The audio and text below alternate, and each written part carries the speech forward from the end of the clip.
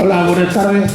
Mi nombre es Jaime Fernández, como el compañero Gustavo ha dicho, y me alegro mucho de estar aquí presentando este acto en compañía de Sergio y Jesús. Son dos grandes profesionales en su ámbito.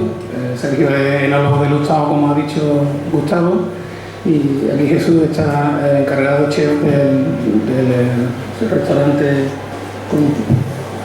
Espacio Décimo Arte. Entonces, pues básicamente este es la última actividad del Ateneo. Ha habido durante esta semana muchas actividades en consonancia con lo que venimos celebrando, que es la fiesta de la vendimia, ¿no? Tanto ayuntamiento como otras entidades, bodegas, viñas y eso, ha habido muchas actividades. Y básicamente creo que todas estas actividades culturales, enológicas, gastronómicas son buenas para fomentar la venta, el consumo de Jerez. Entonces, en esta conferencia, o sea, en esta charla de debate, vamos a tratar de aprender cómo se maridan los vinos de Jerez. Y para ello tenemos a Sergio, que es enólogo de Bodegas Lustau. Y ahora voy a leer una pequeña reseña de su carrera, ¿no? Él empezó en Lustau en el 2003 como becario, ¿no? Él es licenciado en Ciencias Químicas por la UCA y empezó de becario en Lustau, y ya en 2004 empezó ya como con labores de capataz, ¿cierto? Y en 2016 pues ya cogió la responsabilidad de enólogo en la bodega. Él comenta que el vino de Jerez es un vino muy versátil. Es un vino que, bueno, no solamente vino de Jerez, yo diría que toda la denominación de origen tiene vinos para maridar y usar y beber durante todas las horas del día, y aparte maridar con todos los platos. Yo no creo que haya muchas denominaciones de origen que puedan decir eso, que se pueda usar un vino para el aperitivo, un vino para el primer plato, segundo, entrantes, incluso para el postre. Y si me apuráis también, pues si queremos un digestivo, pues tenemos el brandy de Jerez. O sea que es una denominación que abarca todos los ámbitos. Entonces, él, aparte de su carrera, pues también ha estado apegado al terreno. O sea, tiene experiencia en viña, ha estado de pequeño en viña, estuvo con su abuelo, en fin. Que no solamente es la preparación técnica que tiene, que es muy grande. De hecho, tiene 5 años consecutivos del Wine Challenge y de la National World Challenge, el premio de mejor enólogo, y entonces una experiencia a eso. Entonces, en cuanto aquí a Jesús, es un chef que ha tenido, vamos, una carrera meteórica, vamos, ha estado en muchos sitios. Aquí tengo apuntado sitios donde él ha estado. Por ejemplo, ha sido jefe de cocina del restaurante Mirador de Doñana en San Lucas, gerente y jefe de cocina de la taberna La Cigarrera, también en San Lucas, y cocinero en restaurantes del Corte Inglés, tanto en Sevilla, Madrid y Cádiz. También ha sido jefe de cocina del Catering Chacón, profesor de cocina en la Escuela de Hostelería Picacho de San Lucas y la de Jerez también. Y desde el año 2016, pues gerente y cocinero de Espacios Décimo Arte de San Lucas. Entonces, pues tenemos aquí a un enólogo y a un chef de cocina que es mejor que ellos para decirnos qué es lo más apropiado para un plato, para otro, y nos vamos a seguir de su sabiduría. También quiero deciros que hemos hablado de que esto no va a ser una conferencia magistral, ni una charla ahí que vosotros estéis escuchando simplemente, sino que queremos que sea interactiva, que preguntéis bastantes cosas, y que sea una especie de diálogo en el que podamos solventar todas las dudas que tenemos al respecto, ¿vale? Y sin más, pues os dejo con Sergio o Jesús, el que quiera empezar antes. Un aplauso para él, ¿no?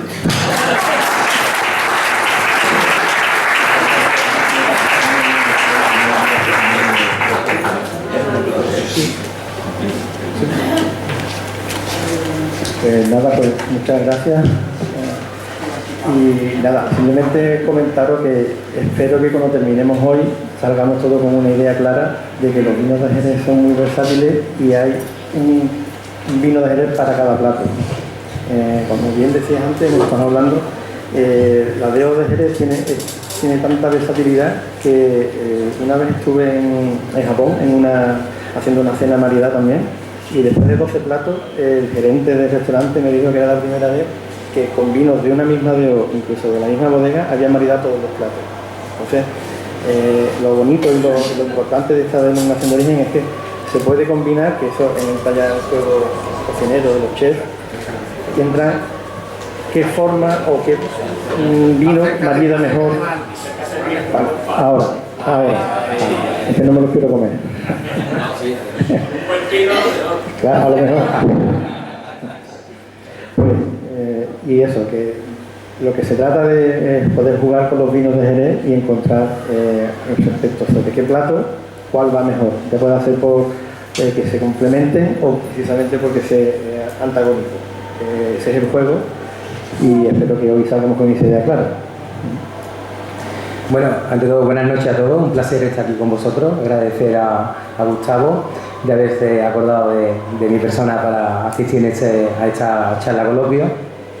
Y bueno, más o menos lo que ha estado comentando de la versatilidad que tiene todos los vinos de Jerez es algo que incluso sumilleres franceses, extranjeros y de otros países que lo dicen, ¿no? De los vinos de Jerez pueden que sean los vinos más versátiles que existen en el mundo. Es decir, es algo que no nos tenemos que creer todos los que vivimos en esta zona, que nos tenemos que sentir orgullosos de vivir en este marco, porque no existe en ningún lugar del mundo que tengan esta gama de vinos y maride con todo tipo de comida. Hay un libro que aquellos que les guste la lectura y que quiera leer algo que yo no termino de leer porque es un libro que cada vez que empiezas a leer te va enseñando, es uno de los mejores sumilleres del mundo, se llama François Chartier, estuvo aquí en España, concretamente en Can Roca, haciendo unos estudios de vinos españoles. Y cuando habla de los vinos de Jerez, pues dice esas palabras, ¿no? Dice, nos encontramos entre los vinos más versátiles que he probado en mi vida.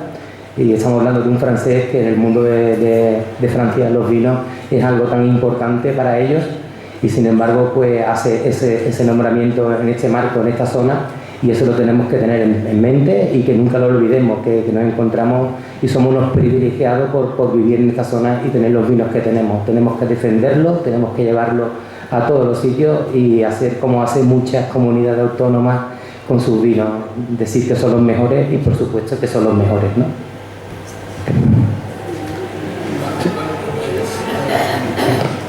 Si os parece, pues pasamos a ver cada vino, ¿no? Y qué es lo que más se adecua a su consumo, ¿no? A ver, sí. Después lo que yo quería dejar claro es que los vinos de Jerez tampoco tienen que encasillarse en lo que es el aperitivo, porque es que hasta ahora siempre se han encasillado en el aperitivo y ya estamos diciendo que se pueden utilizar en el curso de toda una comida. Entonces, pues si os parece, empezamos por la manzanilla y los finos, a ver qué opináis de ello y qué platos más se le adecúan. Sí, claro, yo coincido contigo en que, eso, lo hemos hablado antes, los vinos de Jerez siempre se han asociado a que son vinos solamente de aperitivo, vinos para tomar con gambas, con aceitunas, solamente al principio, y gracias a los chefs de ahora y que están apostando por los vinos de Jerez, vemos que son muy versátiles y responden mucho. En el caso de los finos y la manzanilla, no solamente sirven para maridar bien las gambas o los mariscos o los pescados, también va muy bien con todo aquello que tenga mucho vinagre, que tenga mucho vinillo, como incluso las aceitunas solas también.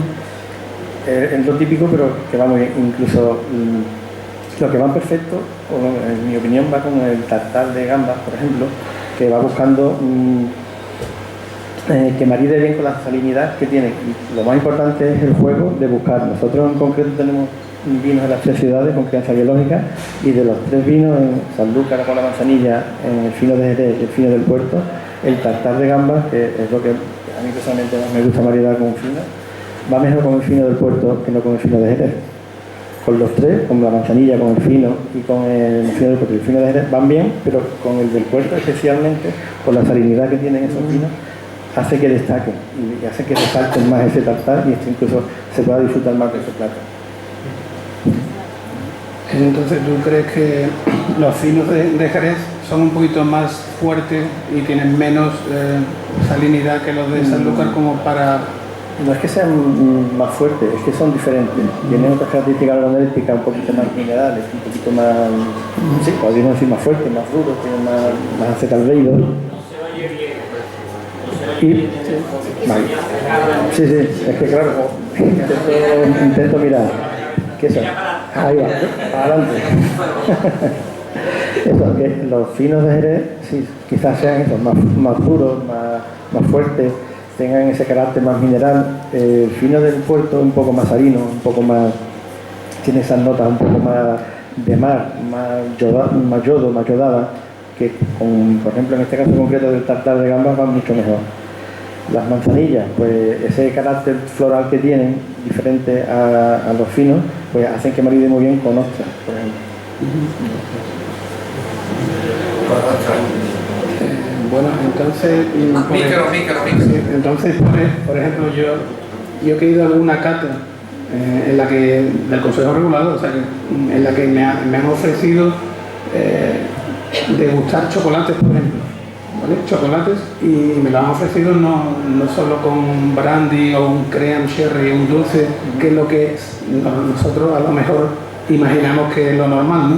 Y que pegan perfectamente, pero es que a mí me lo sirvieron, por ejemplo, con fino y con palos cortados, o sea que una cosa tan dulce como el chocolate me lo ofrecieron con un fino y a mí me chocó un poco, o sea, digo, como que me va a dar a mí. No es que te choque, es que no estamos acostumbrados, claro. Y lo estamos hablando, en principio vamos a hablar de que es lo que mejor marina, que es lo que mejor va. Sí que es verdad que la conclusión que yo quiero que lleguemos todos es que hay que probar, como bien dice, con chocolate y con fino. Tengo amigos que me dicen que el amontillado va muy bien con pizza, pero la pizza, ¿qué lleva la pizza? Lo mismo que lleve anchoa o que lleve piña, entonces hay que probar. Incluso el Consejo Regulador hace una cata, que el año pasado hice yo una cata con Pepe Ferrer de polvorones con vinos de Jerez. Y dices, ¿cómo es? Te descoloca, pero no sabes cómo cambia un mantecado de limón con fino o si lo tomas con oloroso.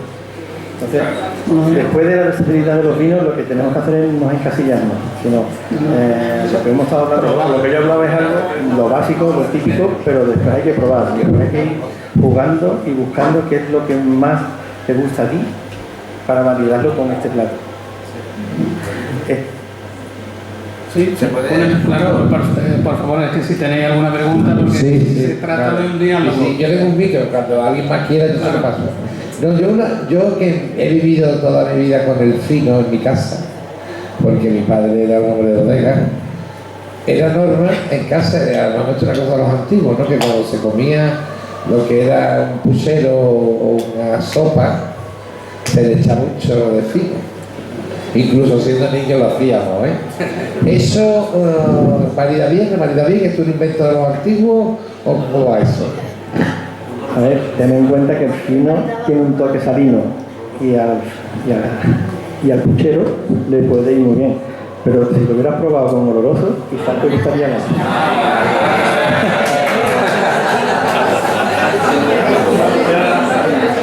Es ir probando, es ir jugando, es ir viendo cuál es el que te encaja mejor. Ahí al fondo una pregunta, Celedonio, por favor. Quisiera preguntaros. Desde luego que no. Vale. Perdón. Yo quisiera preguntaros ¿qué diferencia hay de un oloroso de Jerez con un oloroso del puerto? ¿O qué diferencia hay de un Pedro Jiménez de Jerez con un Pedro Jiménez del puerto? Es que en el sabor prácticamente igual. Hay diferencia, hay matices. Eso, bueno. A ver, la climatología de Jerez es mucho más dura que la climatología del puerto. El puerto está en la desembocadura del río Guadalete, entonces cerca de hay humedad, cerca del mar siempre las temperaturas. En verano no hace tanto calor como en el clima de interior, como es Jerez, que parece que está muy lejos, pero son 15 kilómetros y se nota. Y en invierno hace más frío en Jerez que en el puerto, entonces el oloroso en Jerez evoluciona más rápido que un oloroso en el puerto. ¿Qué quiere decir esto? Que por hacer un símil no rápido, un oloroso de 15 años en el puerto tiene una característica organoléctrica que en Jerez lo consigue con 8 o 10 años, lo consigue antes. Entonces la diferencia es que un oloroso en el puerto es un poquito más suave, un poquito menos duro, menos potente. Y eso se aplica también a los Pedro Jiménez, a los Palos Cortados, claro, a todos. A todos los vinos. A los finos no. El fino también, claro. También, sí. Claro. Las levaduras de distintas formas, ¿no? Las levaduras que están en San Lucas, las que están en el puerto y las que están en Jerez, sufren climatologías diferentes. Entonces, se comportan de forma diferente organolépticamente. El metabolismo de las 3 levaduras, que digamos que si fuera una levadura única de cada ciudad, pues se comporta de forma diferente. Y todo debido por el clima.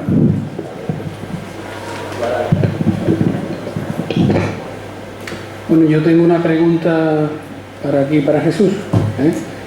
Por ejemplo, cuando se cocina algún tipo de plato en el que se necesite echar o verter un poco de vino, yo siempre estoy acostumbrado a echar vino de Jerez. O sea, entonces, en el tema de añadir cualquier tipo de vino o hacer alguna reducción para alguno de tus platos, tus guisos, ¿nos puedes ilustrar más o menos cómo se utilizarían los vinos de Jerez en algún tipo de reducción, algún plato que tú utilices con los vinos de Jerez?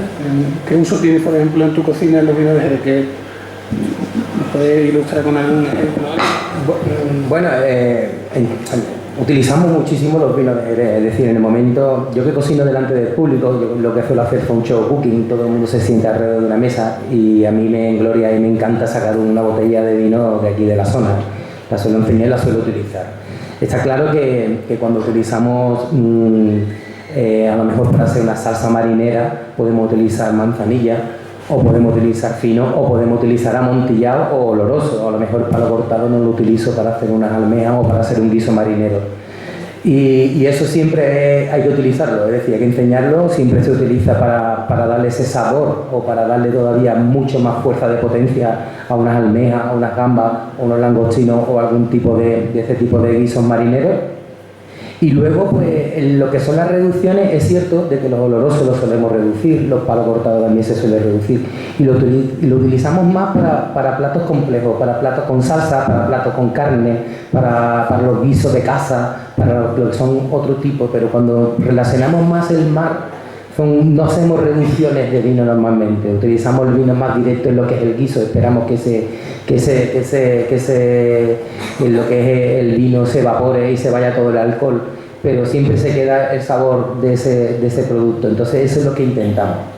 Luego en el tema que estábamos hablando del maridaje, que estaba hablando Sergio, de incluso hay sitios que se ha probado una pizza, que se ha probado, hay un aperitivo que se puede utilizar que os invito algún día para que lo probéis, que son los higos secos con jamón, ¿vale? Es decir, si cogemos un higo seco y en vez de ponerle, en este caso lo suprimimos del melón, porque el melón con jamón es algo que está inventado desde antes que la gente andara, pero si ponemos un higo seco en las épocas, por ejemplo, de las navidades, que suele haber muchos higos, y cogemos una buena loncha de jamón ibérico y lo maridamos con un fino o con una manzanilla, vaya a ver, vaya a sentir en el cuerpo diciendo, bueno, esto es un paladar, esto es un sabor, las papilas gustativas se me está alterando, eso es un maridaje para mí. Y luego en San Lucas tenemos en el tema, porque soy sanluqueño, hablan del matrimonio, ¿no? Aquí antes hablo de que se casan los vinos de Jerez con la comida y demás, pero en San Lucas habla de un matrimonio que es el langostino y la manzanilla. Si nosotros cocemos los langostinos y los maridamos con manzanilla, el maridaje es perfecto. Pero quizás rizando un poco más el rizo, sabemos que la cocina japonesa es una cocina que está entre las 3 más consumidas del mundo. Si nosotros utilizamos el sushi para maridarlo con fino o manzanilla, pues el resultado es impresionante. Los japoneses, como dijo antes Sergio, con nuestros vinos están encantados, pero si cuando pensamos en sushi no pensemos en el rollito, que eso es un maki, sino cuando pensamos en sushi pensamos en la bolita de arroz, por ejemplo con un langostino fresco de San Lucas o un sashimi de atún cortado finito encima de esa bola de arroz que antes ha sido pasada por vinagre, que hemos hablado antes del pepinillo, que también marida muy bien, de lo que son los boquerones en vinagre, marida muy bien. Pues eso también es sentir que las papilas gustativas te va a volver loco a la hora de probarlo. Entonces, tanto como la manzanilla con los langostinos marida muy bien, algo muy clásico de toda la vida, hasta coger lo que es un nigiri, que en este caso lo que es el fuchi se llama nigiri para mí, que es el fuchi perfecto, es el nigiri. Lo que comen los japoneses son nigiri más que maki, más que envueltos en alga y cosas de estas. Pues a probarlo algún día, lo que es el nigiri con una lonchita de atún. Si le podemos meter un poco de picante también se lo podemos meter, que también va bastante bien.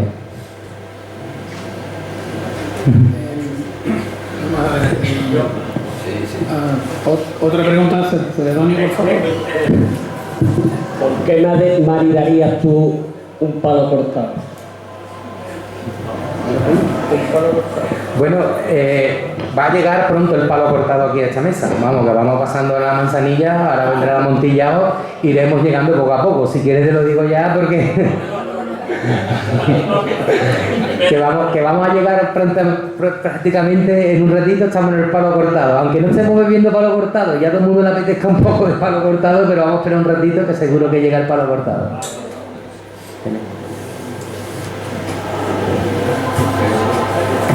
Entonces, el tema del palo cortado que es tan controvertido, ¿vale? Un maridaje bueno sería un queso viejo, por ejemplo. Sería bien, iría bien con un queso viejo, iría muy bien también con comidas especiadas, con comida india sobre todo, porque tiene mucho curry, porque el palo cortado potenciaría ese sabor de curry. Entonces, se puede uno imaginar que el curry es una cosa fuerte, el palo cortado, los matices le puede dar cierta contraste, ¿no? Que sería bueno. Ten en cuenta que estamos jugando, que lo que es maridar es jugar con los sentidos, jugar con las papilas gustativas. Entonces, te lo pueden potenciar o te lo pueden apagar. En este caso en concreto, el palo cortado, lo que es el curry, lo potencia. A quien no le gusta el curry, evidentemente no lo maride con palo cortado. A quien le gusta un toque igual que los amontillados y los picantes. Si te gusta lo picante, cualquier comida picante mexicana o incluso la asiática que tienen wasabi, ¿no? Sí, wasabi, el picante wasabi, sí. Te lo tomas con amontillado y es que te explota, es que vuelves a... Inciso, ¿por qué no explicáis lo que es un palo cortado? Porque puede que haya alguien efectivamente. que tipo de vino es. Claro, es que, permíteme una pregunta, es que siempre se ha explicado el palo cortado como si fuera un accidente de la naturaleza, ¿no? Que una bota, por cualquier circunstancia de clima y tal igual, ha tirado para palo cortado. ¿Realmente qué pasa ahí en el palo cortado? Porque hay enólogos que dicen, enólogos químicos, que tienen su base de ciencias químicas, que dicen que no se creen que un palo cortado sea un accidente de la naturaleza, que si eso se reproduce químicamente se puede hacer, en el sentido de hacer llegar al vino a ese estado de palo cortado. ¿Qué opinas tú a ese respecto? ¿Es un accidente? ¿Es una cosa que ocurre o se puede hacer el palo cortado? El palo cortado, empiezo explicando que la peculiaridad que tienen los palos cortados es que es un vino que en nariz te recuerda a un amontillado, tiene ese penetrante, punzante, tiene esos aromas con recuerdo incluso a parte biológica, pero en boca se comporta como si fuera un oloroso, con crianza oxidativa. Entonces eso es lo peculiar del palo cortado. Antiguamente sí que es verdad que surgían de forma espontánea, porque cuando se fermenta el mosto y se encabeza a 15 grados o a 18 grados, los capataces antiguos, voy a hablar de mis abuelos, pero sin concreto, mi abuelo lo que hacía era, iba viendo los mostos, se fermentaba en botas, no como hoy en día que se fermenta en depósitos, está todo controlado, en temperatura controlada y se fermenta todo de forma uniforme. Se fermentaban botas antiguamente y cuando se iba especificando esos mostos ya se le marcaba un destino a ese mosto. Ese mosto tiene características para ser un buen fino, va a ser potencialmente un buen fino, se le marcaba con una palma, una rayita. El que tenía más cuerpo, iba viendo bota por bota, y la que tenía más cuerpo y tenía más estructura, no era menos punzante, era menos afrutado, ese lo destinaban para oloroso y lo marcaban con el simbolito de oloroso. Evidentemente, todo el mosto del año no llega a la bodega. Si se termina la vendimia en septiembre, se terminaba, fermentaba, se desviaba y en noviembre el mosto se transformaba en vino, no llegaba todo el vino a la bodega en enero ni en diciembre. tardaba 6 meses. Nosotros en concreto, en nuestra bodega, nosotros podemos obtener unos 500.000 litros. Es mucho, eso no llega. Entonces se quedaba en el lagar a espera a que cuando se hiciera la saca de fino o de oloroso se repusiera lo que es la bodega. Mi abuelo llegaba enero, necesitaba fino, reponer el fino, iba catando las botas y las que iban para oloroso tenían estructura, tenían cuerpo, no iban para atrás, no se iban a poner más finas.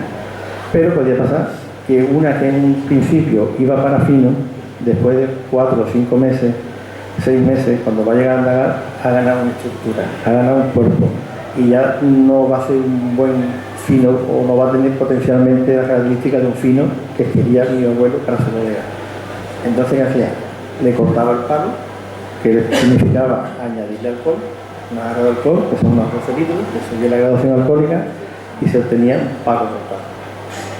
Esa bota, ya sea porque tenía un tostado más, tenía un defecto en un nudo de la duela, no se había cocido bien, porque la bota cuando se fermentaba el mosto no se cocía bien, pasaba algo espontáneo y esa bota en principio iba a dar un mosto para hacer un buen fino, al final lo destinan para los dos. ¿Qué pasaba? Que antiguamente los capataces no van a decir que se han equivocado, se callaban, ellos lo sabían, pero antiguamente el capataz no se va a equivocar, por favor, no se puede equivocar. ¿Qué ocurre? Que al año que viene fermentan otra vez 200 botas y da la casualidad que las 4 o 5 que el año pasado le pasó eso, le volvía a pasar. Le volvía a pasar. En principio el mosto que detectaba iba para fino, pero con el paso de los meses, no.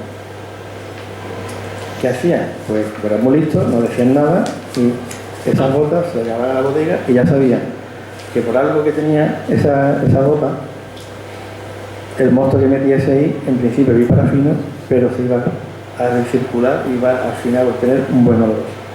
Que no era oloroso porque tenía características en nariz que recordaba al fino. Antiguamente todas las bodegas tenían palos cortados, pero pocas bodegas decían que tenían palos cortados. Ahora ya sí todo el mundo tiene palos cortados, porque efectivamente hay palos cortados. Era de forma espontánea. Hoy en día yo lo que hago, eso es lo que hacía mi abuelo, para obtener palo cortado, que se trasladaba el soleraje. Yo tengo ese soleraje heredado del capataz y de los enólogos antiguos de Gustavo, que yo sé que todo lo que yo tenga ahí, o lo que meta en ese sistema de soleraje y criadera, que tiene unas características determinadas para ese fino, ese mosto, con el paso del tiempo, al final no voy a obtener un buen fino, voy a obtener un palo cortado, no va a ser oloroso. Entonces, a tu pregunta de si sale espontáneo o se puede controlar, a día de hoy se puede controlar. El problema es que si, por ejemplo, en el Gustavo tenemos unas 10.000 botas, si se me estropea una bota y la tengo que tirar o la tengo que cambiar, me descoloca, me molesta. Pero si se estropea el lado de palo cortado, me duele más todavía. Y si el palo cortado, hay mucho misterio, hay investigaciones y todo bien. Entonces se está investigando a ver qué es lo que ocurre en ese casco o en esa bota para que en un principio se vaya bien para fino y después no. Bueno, Jesús, ¿y tú con qué maridarías un buen palo cortado? Le voy a contestar a mi amigo, hombre, que está... Bueno, pues el palo cortado es un plato para mí que marida muy bien con la caza, ¿vale? Es decir, tenemos muchos guisos por esta zona de marisma, zona donde la perdiz, donde el pato marida. Entonces, lo que ha dicho antes Sergio de las especias, del curry, nosotros utilizamos siempre para utilizar la caza a la hora de guisarla, utilizamos nuez moscada, utilizamos pimienta, utilizamos a veces romero, utilizamos muchas especias para guisar siempre lo que es la caza, el jabalí. Entonces, hacer un guiso de lo que es la caza con un pato con arroz, un pato con perdiz, o incluso ya si nos vamos un poquito, cuando hablo del arroz con perdiz o un guiso de caza, sé que os viene en la mente ese guiso con el pato y el arroz, pero verdaderamente ahora mismo hay cocineros que ese pato lo guisa, le saca su carne, lo mete en terrina, le da 1000 vueltas al plato y al final te está comiendo una cosa más pequeña, todo concentrado, pero con todos los aromas y el sabor que puede tener ese guiso de pato con arroz que tenemos en mente. Pues yo creo que para mí el palo cortado, utilizarlo con la caza, creo que es un acierto.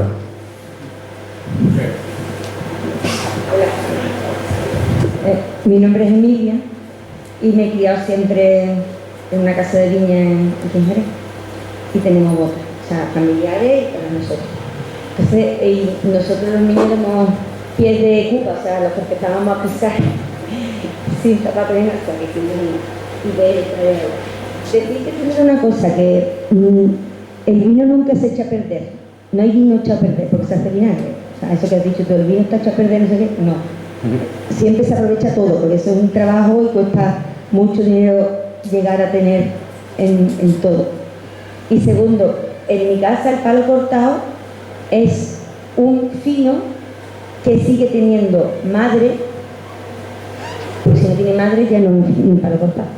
O sea, fino tiene madre, que es blanco, y el palo cortado tiene madre, que es más oscura y más pequeña, pero tiene madre. No se le puede echar una cantidad de alcohol porque mata a la madre.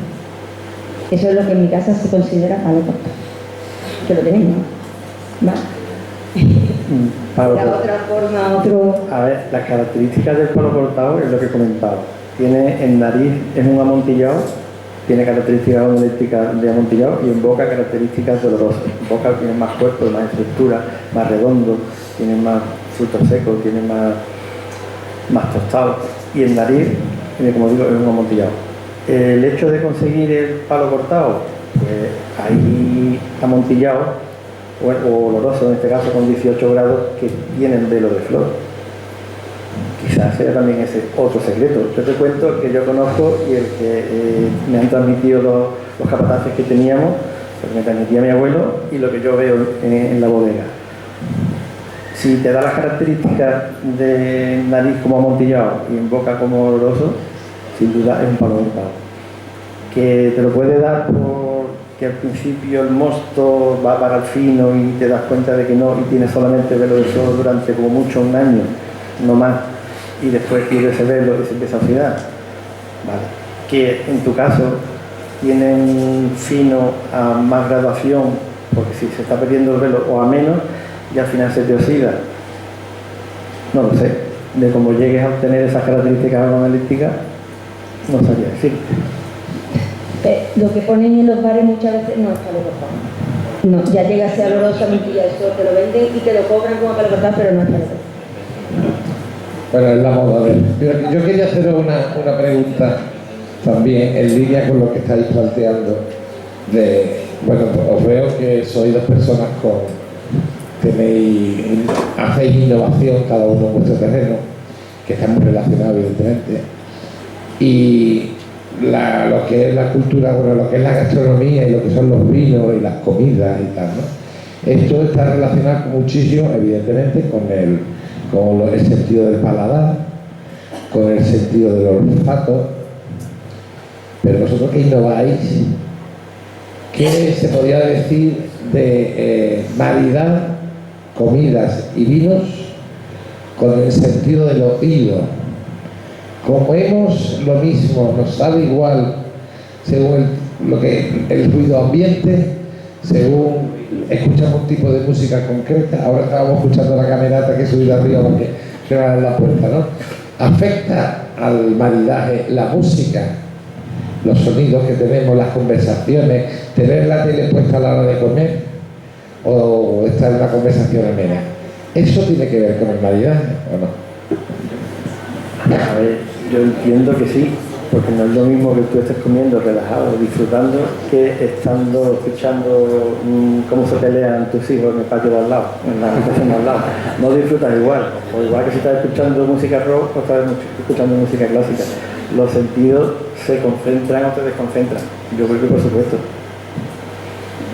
Yo creo que depende también del dinero que vayamos a gastar donde vamos. Es decir, si vamos a una estrella Michelin y lo que se escucha son cacerolazos, peleas dentro de la cocina o ruidos incómodos, está claro de que no estás pagando la armonía del sitio donde te encuentras. Si vas, por ejemplo, a un tabanco a tomarte un queso con un fino y unos chicharrones, pues a ti te gusta escuchar jaleillos y que haya ambientito. Es que todo depende de lo que se vaya a pagar. A mí, por ejemplo, en mi espacio siempre tengo música. Primero porque me gusta la música y porque intento que el grupo que está, dependiendo de la edad que tiene o dependiendo del estatus o cómo son, tengo un tipo de música o tengo otro. Y en el momento que veo que a lo mejor no están atentos a lo que está sonando, pues soy capaz de cambiar la música en ese momento. También depende de lo que vayas a poner de comer. Es decir, depende de muchas cosas, pero siempre está más que estudiado de que los restaurantes que, por ejemplo, aquí en Jerez tenéis 2 con estrella Michelin. Ellos mismos estudian tus clientes. Si tú vas a comer, por ejemplo, Israel Ramos, compañero mío de estudio, es amigo mío desde hace 24 años, 25 que estudiamos. Si tú vas a comer al restaurante de Israel Ramos, al Balá, a la mujer que llega con su bolso le pone un puff para que tú pongas el bolso. Todo eso te entra en la mente como diciendo, oye, qué bien, ¿no? Que mi bolso no lo voy a colgar en la silla ni lo voy a dejar en cualquier lado, me pone un puff para que yo ponga el bolso.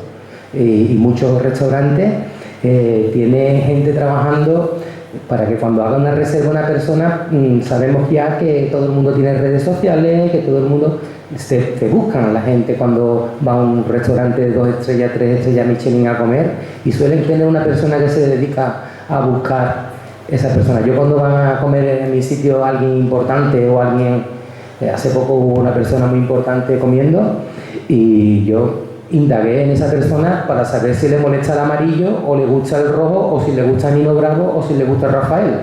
Es decir, que todo esto siempre, quiera o no quiera, es sumar a la hora de comer. Y es importante eso, si es animalista no le vayas a poner un guiso de pato, ¿no? Porque si no te lo puedes quedar a la cabeza. Pues todas estas cosas hay que estudiarlas, y los restaurantes hoy en día funcionan también mucho con el estudio de la música, de los colores, de la armonía, de todo. Es decir, mueve muchísimo lo que es este sistema y va bastante bien en ese sentido. En este sentido, Patricio, te contesto un poco en el tema del maridaje, el oído y la música. Hay gente que le puede gustar, por ejemplo, tomarse un palo cortado con los Rolling Stones a toda pastilla, ¿no? Puede ser, pero o una música clásica suave en el que tú puedes apreciar todas las características del vino de manera tranquila, ¿no? Yo me acuerdo que una vez tuve una anécdota, que fui a una pastelería de Barcelona y el guía que nos guiaba decía: aquí están los mejores croissants del mundo.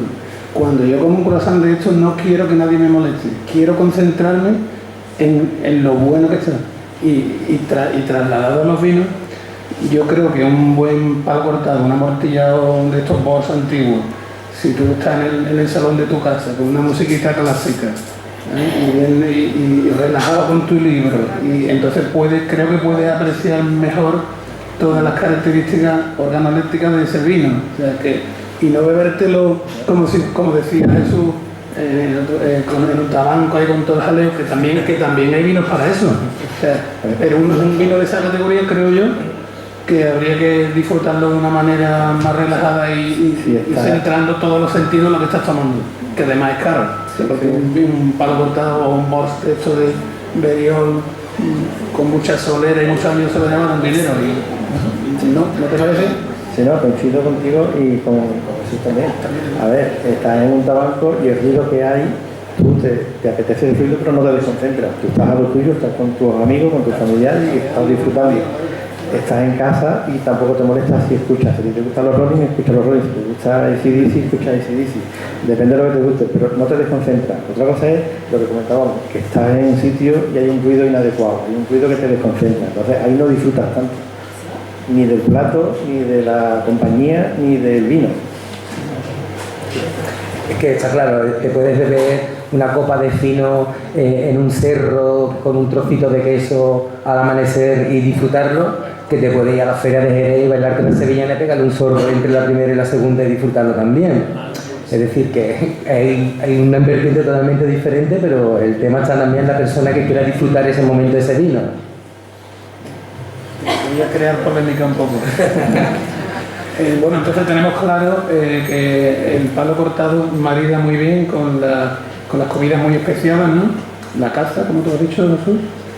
Y también me parece que comida mexicana has apuntado tú, Sergio. La comida mexicana también. Con ese picante también. También lo potencia, al igual que el amontillado. El amontillado y el palo cortado, en este caso, creo yo, o en mi opinión, que maridan muy parecido. Tanto el palo cortado como el amontillado, potencia en las comidas picantes.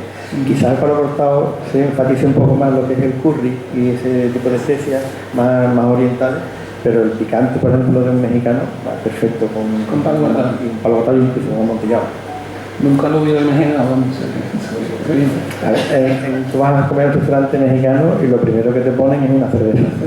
No te ponen ni un vino blanco ni un vino tinto, porque es que no puedes. Es que un vino blanco, un vino tinto, con el picante o la comida mexicana, el plato se come el vino. Con un amontillado, ¿no? Todavía creo que no lo han descubierto. La potencia. Y todavía creo que los restaurantes mexicanos no han descubierto. Cuando vayamos a cualquier restaurante mexicano y pidamos un amontillado, no lo pongas. Vayas otra vez y lo pidas y no te lo pongas. Y vaya más gente pidiéndolo, al final tendrán que ponerlo. Bueno, si los mexicanos le dan por beber amontillado, estamos hablando de una de las 3 cocinas más. Creo que ahora mismo la cocina mexicana es la 1 del mundo, en consumo, es decir, en todos los sitios hay mexicanos. Es difícil, por ejemplo, japonés, jerez, no sé, pero japonés auténtico habrá 2 o 3, pero mexicanos hay en todos lados. Y ahora mismo creo que es uno de los vinos de las comidas que más se está comiendo en el mundo. Si los mexicanos le dan por beber el vino nuestro, que ojalá suceda, que eso sería bueno para todos, bueno, va a faltar,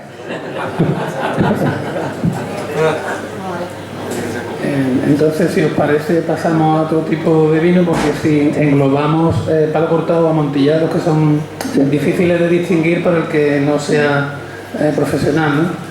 Porque yo creo que no distinguiría un palo cortado. Bueno, depende, un palo cortado de un amontillado, si son buenos, sí. Pero si os parece, pasamos al oloroso, al creme, o englobamos al oloroso el mismo que... Yo creo que no, que el amontillado no lo podemos dejar de pasar. Es decir, para mí, y lo estoy hablando antes con Sergio, de todos los vinos que vamos a hablar, para mí el amontillado es mi favorito. Es decir, el amontillado es el vino que en cualquier momento te lo puedes beber en una copa, que tiene un maridaje muy amplio, que es el vino por excelencia que tenemos aquí, porque aparte lleva la crianza biológica que lleva el amontillado. Incluso te puedes poner un poquito por aquí a la hora de salir, que también va a salir bastante bien. Y a la hora de maridarlo, para mí hay un plato que suelo utilizar bastante en mi espacio, porque la zona de Bajo de Guía en San Lucas se puso de moda y todavía sigue existiendo esa moda, y yo lo hago de una manera que muchos de los clientes que suelen pasar por mi espacio me lo suelen pedir, y estamos hablando de algo que se ve poco, que es la fritada de tomate. Ahora actualmente se ve poca gente que haga una fritada de tomate de 3 horas o 4 horas friendo tomates maduros, y es algo que se está perdiendo, y muchas veces intento volver atrás a lo que es la cocina atrás y recuperar esa fritada de tomate que mejor hacía mi abuela o que hacía mi vecina y olía todo el bloque. ¿Y con qué va bien esa fritada de tomate? Pues va bien con unos langostinos chihuatos, que cogemos con los langostinos y los cocemos dentro de ese tomate cuando ya está terminado. El tomate, a la hora de terminarlo, le agregamos siempre un poco de azúcar, porque tienen bastante acidez, y le echamos un poquito. Yo utilizo azúcar moreno mejor que azúcar blanca, porque aparte el tomate le da un poquito más de color. Y luego, ¿qué le viene bien a unos langostinos con tomate? Pues un huevo. Entonces es uno de los platos que en Bajo de Guía se está vendiendo mucho, me lo suele pedir bastantes clientes, y hacemos eso, lo que he dicho, una fritada de tomate de 3 horas, 4 horas, y luego lo acompaño con unos langostinos chihuatos, que ahora os voy a explicar lo que son los langostinos chihuatos, con un huevo, y maridarlo con una copa de amontillado. El tomate y el amontillado marida bastante bien. Y lo que es un langostino chihuato, ¿todo el mundo sabe lo que es un langostino chihuato?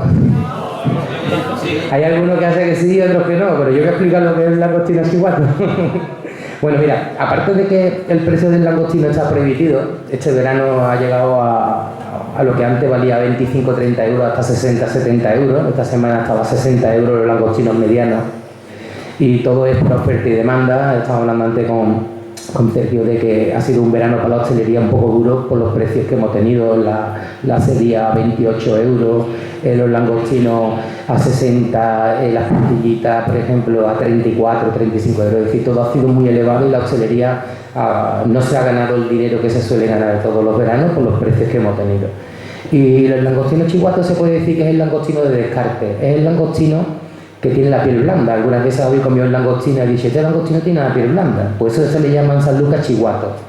Y son langostinos chihuatos, es decir, el contenido interior es el mismo el mismo que un langostino que esté durito a la hora de comerlo, es decir, que tenga su piel normal.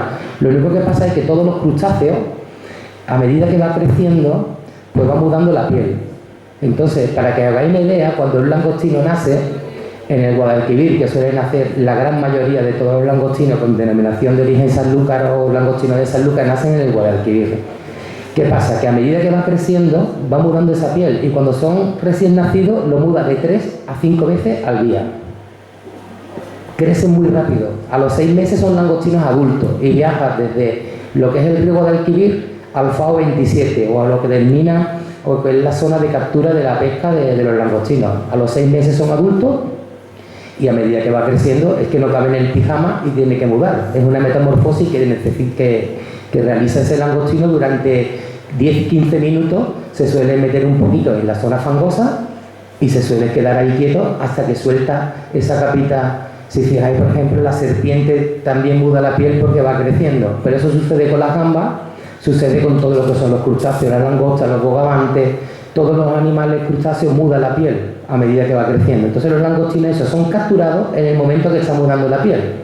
Y por lo que se ve, según dicen los estudios, el 45% de los langostinos que nacen mueren en ese momento, sea capturados por el hombre o sea del gran banquete de los pargos, los sargos, los mismos cangrejos. Todos los animales que tienen alrededor comen langostino. Es que todo el mundo le gusta los langostinos, hasta los que están alrededor del mar, y desaparecen porque son 15 minutos que ese animal está estático. Al estar estático es el gran banquete de las doradas, de los pargos, y se lo suelen comer. ¿Qué pasa? Que cuando llega a la lonja, incluso ya en el barco, van los marineros, los grandes a un lado, los medianos en otro, los pequeños en otro y los chihuatos en otro. Los chihuatos actualmente están a unos 28 euros el kilo. Al estar a 28, los chihuatos, ¿qué se puede elaborar con un chihuato? Pues se puede hacer frito, se puede hacer al ajillo, se puede hacer con fideos con langostinos, se puede utilizar para un arroz, incluso se puede utilizar para un tartar, con un precio más barato, pero teniendo el mismo producto. Entonces, el langostino con tomate que yo hago, le añado chihuatos, en vez de pelar langostino de 60 y tantos euros, pues le echo langostino de 20 y tantos, porque al final el mismo producto vamos a tener. ¿Sabía lo que es un chihuato?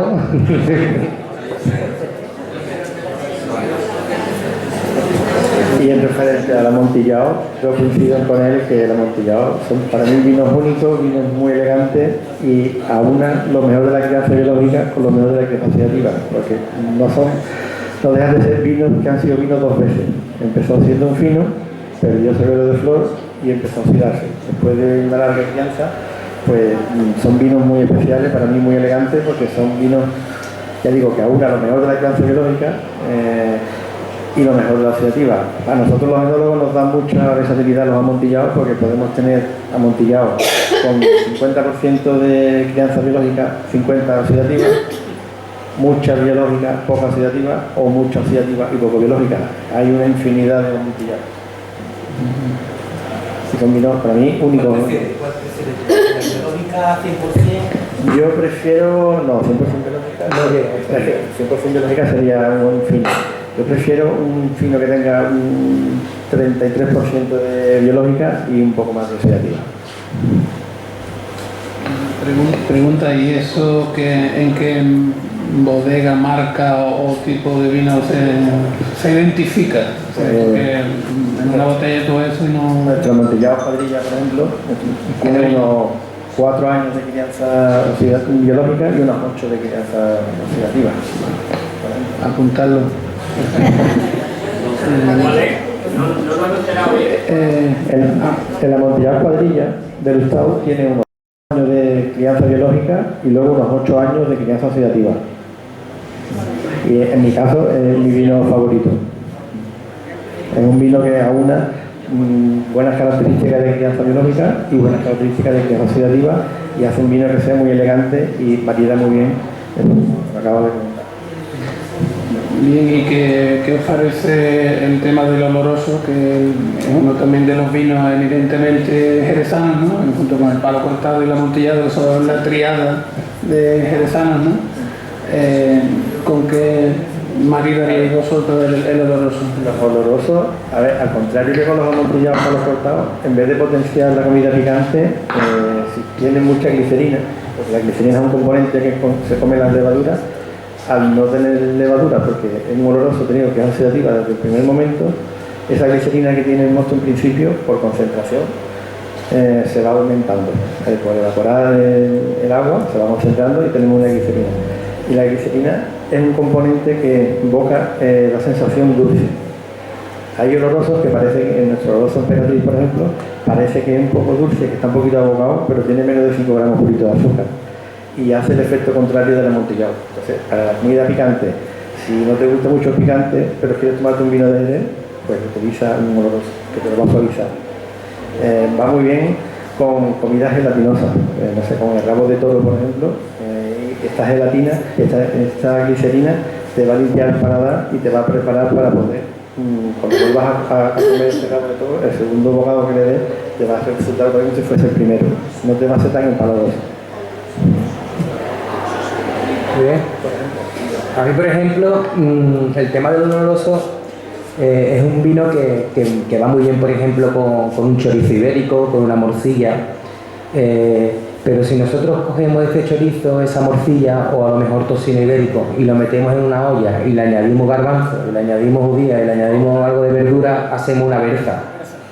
Entonces, para mí marida muy bien con una berza. Con una berza jerezana, una berza gitana, marida bastante bien. Creo que es un maridaje perfecto donde te comes primero los garbanzos y luego te comes la pringa. Te tomas una copa con los garbanzos y luego te tomas otra copa con la pringa, y que me parece que es magnífico. O comida más contundente. Y comida contundente, correcto. Entonces mejor que el consabido Catalina pequeño, más vale una copa un poco más grande, ¿no? Porque ya un plato de Belsa con su pringada, pues te llama más cantidad, ¿no? Creo yo que... Sí, claro, por eso, pues, seguramente es por eso, pensando en la Belsa. ¿Alguna otra duda sobre el oloroso o algo? ¿Os gusta el oloroso? Bueno, no está mal. ¿No está mal? Bueno, también, a mí también particularmente me gusta el oloroso con un queso viejo así de oveja curado. No sé si estoy haciendo alguna cosa A ver, mal. en el tema del maridaje no hay ninguna aberración ni ninguna locura. Atreverse a probar. Simplemente probar y a lo mejor pruebas. Yo probaba un cream con un solomillo y yo decía, ¿cómo va a hacer un cream, un vino dulce con un solomillo? Pues iba perfecto, iba estupendo, es que es atreverse. Bueno, y a propósito del cream, hay también tendencias que dice que marida muy bien con quesos tipo Roquefort o algo así, ¿no? Aparte de que también tiene su papel en el maridaje con postres, ¿no? O cosas dulces. A ver, hay una... ¿Qué te parece a ti eso? Sí, no, que los vinos dulces sí que es verdad que se asimilan siempre o se relacionan siempre con los postres. Acabo de comentar, no necesariamente con postres, el postre va muy bien, con crema catalana el cream va estupendo, incluso solo con una rodajita de naranja después de comer como digestivo y un hielo, va perfecto también. Pero va más allá, incluso con queso azul, un cream con un queso azul, antes de comer aperitivo, estupendo. Como puede ser, si el aperitivo siempre hemos pensado en fino o manzanilla, pues no, pero un buen cream con un queso azul o un cream con un solomillo bien preparado, que tenga otros matices de la cocina francesa, con su especie, también puede dar un poco de juego. Romper clichés, no es que siempre como postre, va muy bien, pero no solamente un postre. Hablamos de maridaje y riesgo, pero cuando utilizamos los vinos de Jerez verdaderamente no existe ese riesgo, porque te das cuenta de que todo, es decir, que todo fluye a la hora de comértelo, ¿no? Hay un plato que suelo elaborar con un creme de San Lucas que se llama, de bodegas Barón, que se llama Soluqua, y es un plato, bueno, estamos hablando del queso, de postre. Entonces hay un queso en San José del Valle que se llama Andazul, que como amante de queso te digo que no creo que haya un queso azul mejor en España que ese queso. Es un queso que está riquísimo, os invito a que lo compréis. Y lo que suelo hacer con ello es hacer una tarta de queso horneada con ese queso, y lo suelo maridar con el creme que he dicho antes de Bodegas Barón de Soluqua, y es un maridaje que suelo realizar con ese trozo de queso. Y la verdad es que a la hora de probar ese queso, que verdaderamente en tarta está bastante fuerte de sabor, porque es un queso fuerte, es un queso azul, es un queso potente, pero cuando te lo pruebas con el crème, te hace una armonía perfecta a la hora de comerlo. Se está entrando hambre, ¿no? ¿Crin o Pedro Jiménez? ¿Qué preferís? Pues depende. El Pedro Jiménez quizás pueda ser muy empalagoso porque tiene muchísimos gramos de azúcar, tiene más de 420 gramos un poquito de azúcar. El Crin tiene unos 120. A quien le guste mucho el dulce le gustará más el Pedro Jiménez. A quien no le guste tanto el dulce también puede tomar Pedro Jiménez. Puede tomarlo con chocolate negro, un 70% mínimo de cacao, que tiene un toque amargoso, un poquito amargo, mínimo 70, incluso más. A mí me gusta un poquito más amargo. Lo compaginas con el Pedro Jiménez perfectamente. Ya depende de los gustos, de que le guste más un postre más dulce, menos dulce. El tema del Pedro Jiménez, bueno, os comento un poquito lo mismo que he dicho antes de la tarta de queso onda azul. Un postre que realizo con el que es el Pedro Jiménez, lo ha dicho perfectamente Sergio, buscamos un poco la armonía. Si metemos en el Pedro Jiménez algo dulce, pues al final lo que terminamos es con azúcar y con un sobresabor en la boca dulce, ¿no? Entonces el chocolate amargo, porque sabemos perfectamente que el chocolate puro, cuanto más cacao tenga, el 70% creo que va bastante bien y marida bastante bien con el tema de lo que es el Pedro Jiménez. Un postre que realizo, por si alguno quería hacerlo alguna vez, es derretir chocolate a baño María de 70% de chocolate y por otro lado montar unas claras. Si montamos unas claras y el chocolate se lo echamos en forma envolvente con una varilla y montando el chocolate muy despacio a medida que va dándole vuelta para que lo que es la clara no se baje, sino que la clara se quede. Estamos hablando de un postre que se llama perfecto de chocolate. El perfecto de chocolate se realiza con clara de huevo y con chocolate derretido al 70%. Entonces lo mezclamos y añadimos un toque de una bebida que ya se ve poquito, pero que verdaderamente se utiliza mucho, sobre todo en Londres, en Inglaterra, en Escocia, en toda esta zona, que es el peppermint o lo que le llaman after ace, que es el chocolate con menta. Entonces utilizamos un poco en la base del plato con un poco de peppermint y ponemos una bola, una quenefa o un quenel de lo que es el perfecto de chocolate. Entonces mezclamos el perfecto de chocolate con un poco de peppermint y bebemos a la vez un poco de Pedro Jiménez y hace una armonía también que está entrando hambre a todo el mundo, ¿no?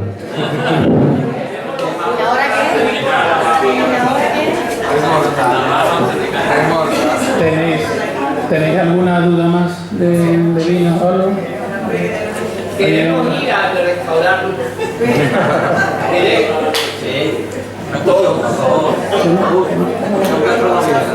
Quería preguntaros por el Bristol. El Bristol. Bristol Cream, ¿no? Que yo lo descubrí en Gibraltar. Yo sé que yo, vamos, con mi familia y en Jerez, bueno, que adoramos el tema del vino y que no se veía aquí en Jerez. Y es el que luego sale en las películas y el que realmente toman ellos, que cuando toman en Jerez es más el Bristol. Bueno, que sobre todo el enólogo, ¿no? ¿Qué piensa del Bristol? A ver, el Bristol es un cream. Sí que es verdad que el Bristol es un cream. Es un vino que cuando tú en el mundo preguntas qué es un sherry o qué es un vino de Jerez, todo el mundo lo asocia a un cream, a un vino dulce. Es un vino que te abre puertas, porque en el mercado que no está acostumbrado a los vinos secos, a los vinos tan duros como son los vinos de Jerez, un cream, ya sea el Bristol o ya sea otra marca, te abre puertas. Tenemos este vino de Jerez y también tenemos este está hecho con amontillado, este tipo de elaboración, pero el cream te ayuda. Quien aquí en Jerez realmente le gustan los vinos o prueba los vinos o disfruta más los vinos, le gustan más los vinos secos que los dulces. Los dulces están ahí en una elaboración que tenemos, que se hace tradicional en todas las bodegas, pero no creo que sea vino, no es que no sé cómo decirlo, que sea el que represente a lo que es Jerez. La imagen, un vino, la imagen nuestra no es el cream. No, la imagen nuestra es más los finos, los manzanillas, la crianza biológica, sistema de criadera, un oloroso, un amontillado, una dos crianzas. Un cream es lo más fácil de beber y lo más fácil de dar a conocer los vinos de Jerez, pero no es lo que te presenta Jerez. Claro, en el momento que viene alguien de afuera que no conozca los vinos de Jerez, si le da una copa de Pedro Jiménez o una copa de Crin, te va a decir rápidamente qué rico está hecho y qué bueno está hecho. Si le das de principio un oloroso a las 12 del mediodía, posiblemente te diga qué fuerte está hecho. Entonces necesita culturizar a esa persona y que sepa lo que va detrás de ese trabajo, de ese vino, para que la persona te diga, pues la verdad es que está rico, que está bueno. Y sobre todo, si vas algún día a Lustau o a alguna otra bodega, que te lo explique Sergio o algún enólogo al pie de bota y que te lo dé al pie de bota y siempre está bueno. Porque aunque no te guste el vino, te va a parecer que está rico ese vino.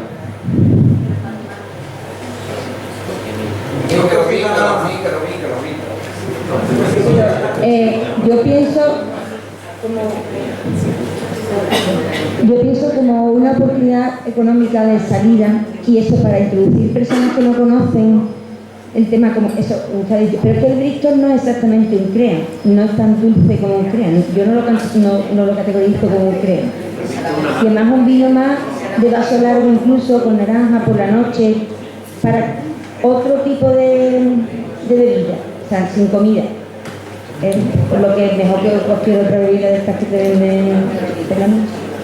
Y que llegue a un público más joven, otro tipo de personas, por ahí por lo que...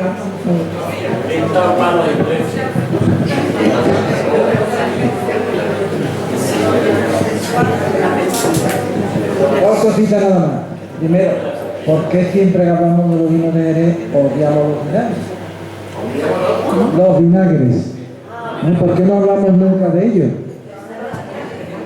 Una cosa que he echado de menos es la manzanilla pasada. ¿A qué se le puede comparar la manzanilla pasada con un oloroso o con un amontillado? La manzanilla pasada es un paso antes de obtener un amontillado en San Lucas.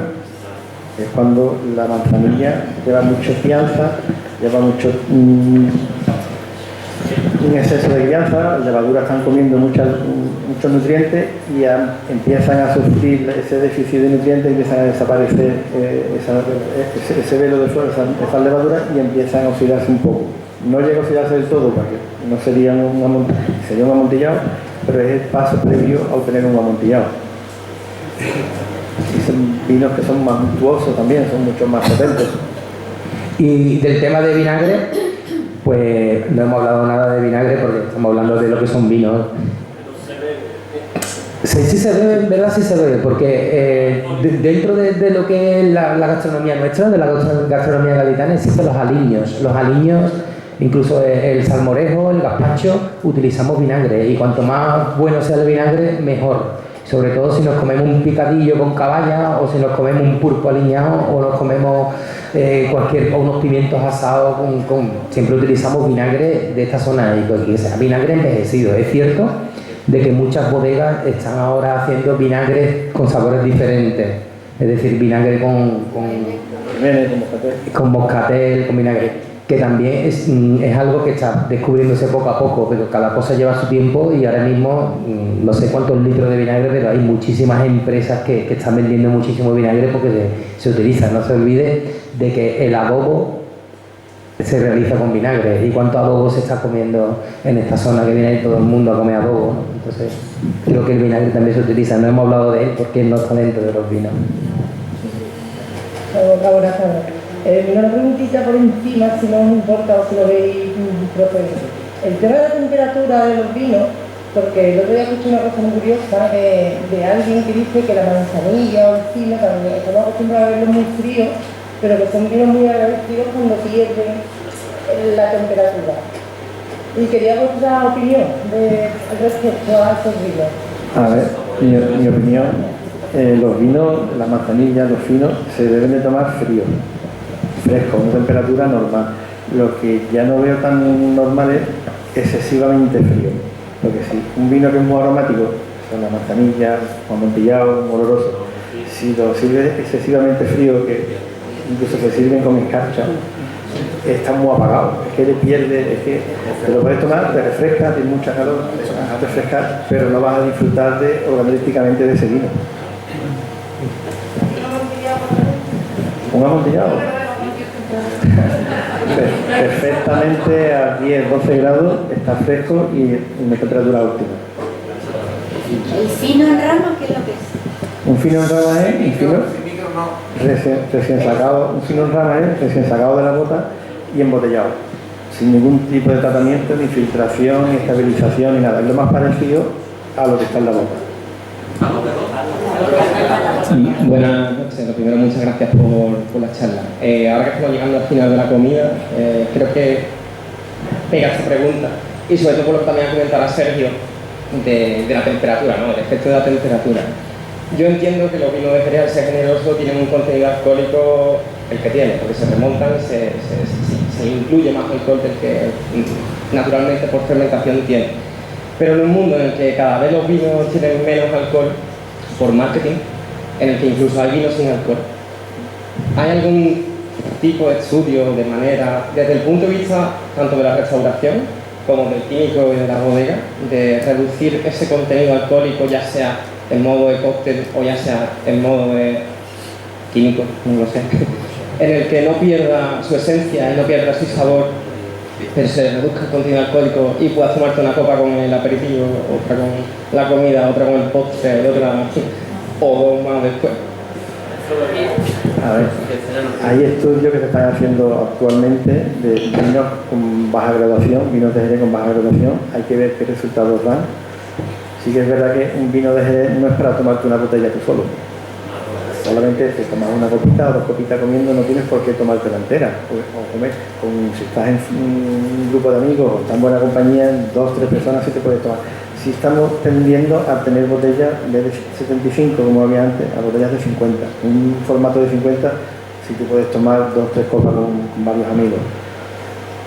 Bajarle la graduación, yo pienso que perdería la esencia del vino. Perdería.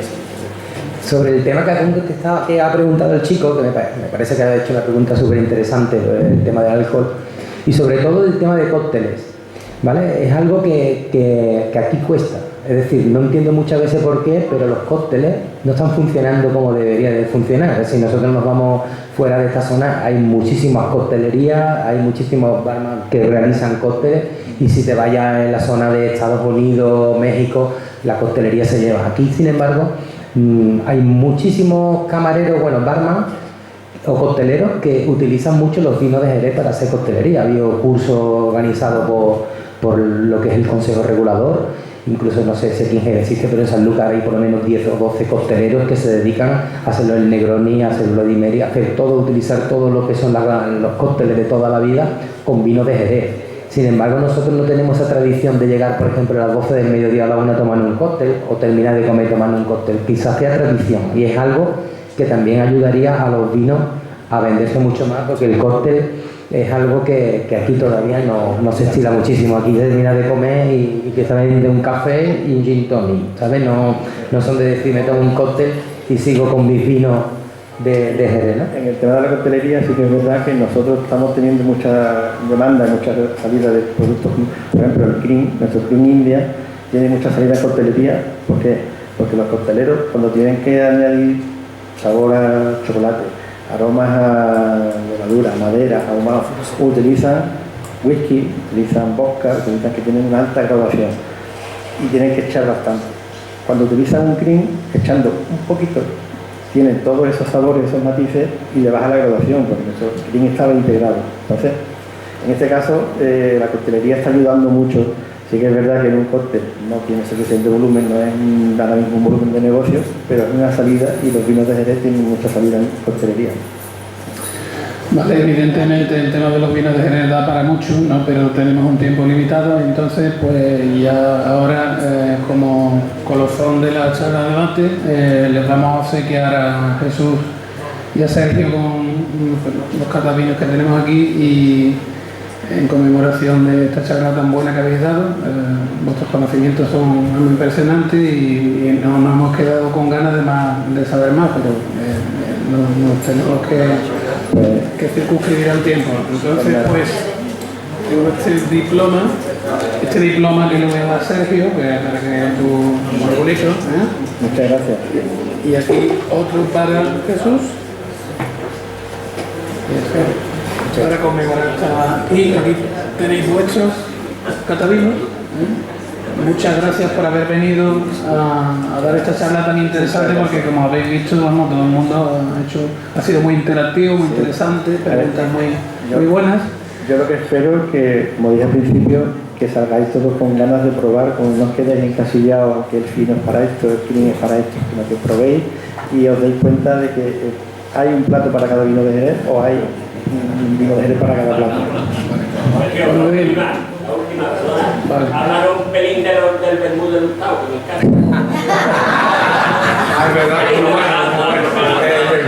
A ver, yo sí que es verdad que ya tenemos poco tiempo, yo os invito a que vayáis por Lustau y os explicamos perfectamente todo lo que queráis. Bueno, pues vamos a intentar hacer una visita a Gustavo. Vamos, ¿dónde está? Gustavo, que apunte. Creo que hay, Celedonio, creo que hay algún cartel por ahí. Bueno, pues muchísimas gracias. Creo que estos dos fenómenos de la enología y la gastronomía se merecen un buen aplauso, ¿no?